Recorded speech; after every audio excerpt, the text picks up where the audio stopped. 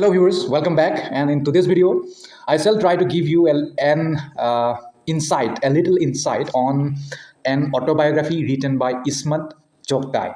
The autobiography title is My Life in Words, Memoirs. Okay, so this will be a part one, and here I will just talk about the writer and how she has struggled in her life. Okay, and in the part two, I will try to give you the bigger picture. Okay, so let's begin. The book My Life in Words, Memoirs, it is an autobiography written by Indian Urdu novelist, short story writer, liberal humanist, and filmmaker Ismat Chughtai. She was born in 1915 and died in 1991.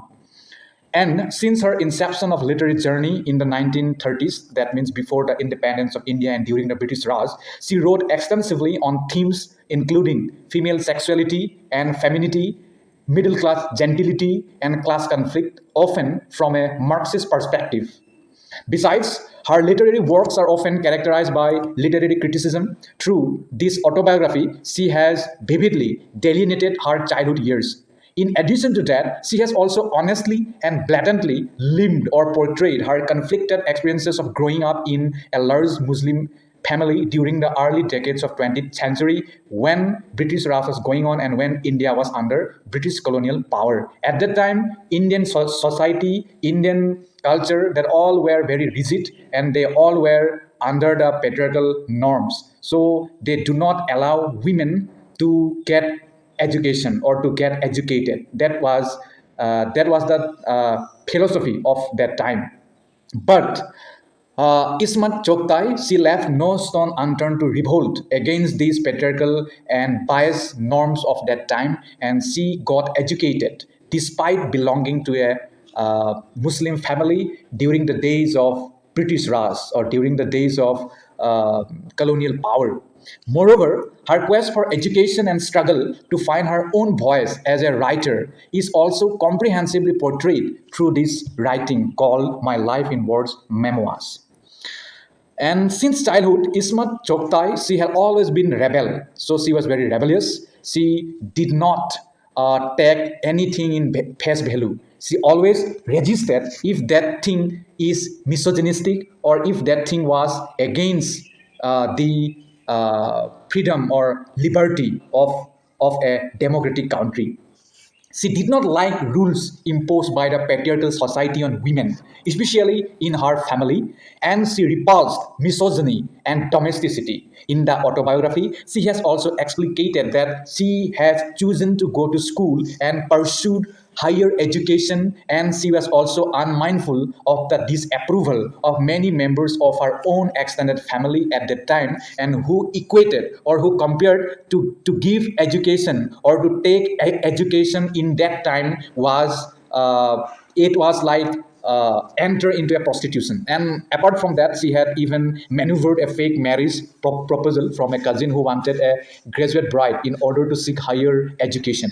And she has also adamantly refused to embrace or to accept parda. Parda, it is a system among the Indian society, and it had ostensibly she has also ostensibly protested against women's segregation in the society. And though she was always bold, outspoken, and cheerful, Ismat had also her own moments of weakness, her hidden sufferings, her nightmares, and her many licenses. But all this pour out through the meandering memories recorded in her memoir that we are now reading and that you have to read extensively, which capture her life in Agra, Bareilly, Aligarh, Lucknow, Jodhpur, and Bombay during and after the partition of India. And in this book, she has given many narratives, she has given many examples how she was challenged by the patriarchal society and how patriarchal society or her own family or her own custom social norms has tried to prevent her from taking education in that time.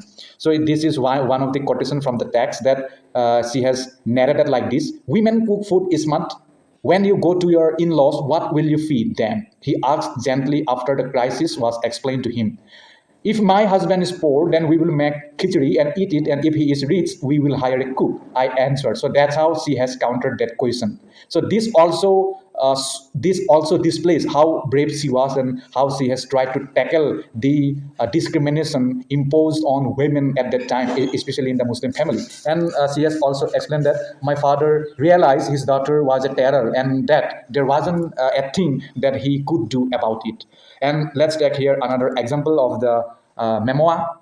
That is, society has accorded a place for woman, and if a woman sets her foot outside its boundaries, her feet would be cut off. So you can see from this example how tough her life was. But despite that, she has revolted, she struggled, she has fought against these evil elements of the society. Right at that time, women had no power, and they had even no chance to get educated. They were not allowed to set foot outside their home, outside their boundaries. But still she fought, she somehow got the education, and through that education she had written this book, and now we all are enlightened about her life. Okay.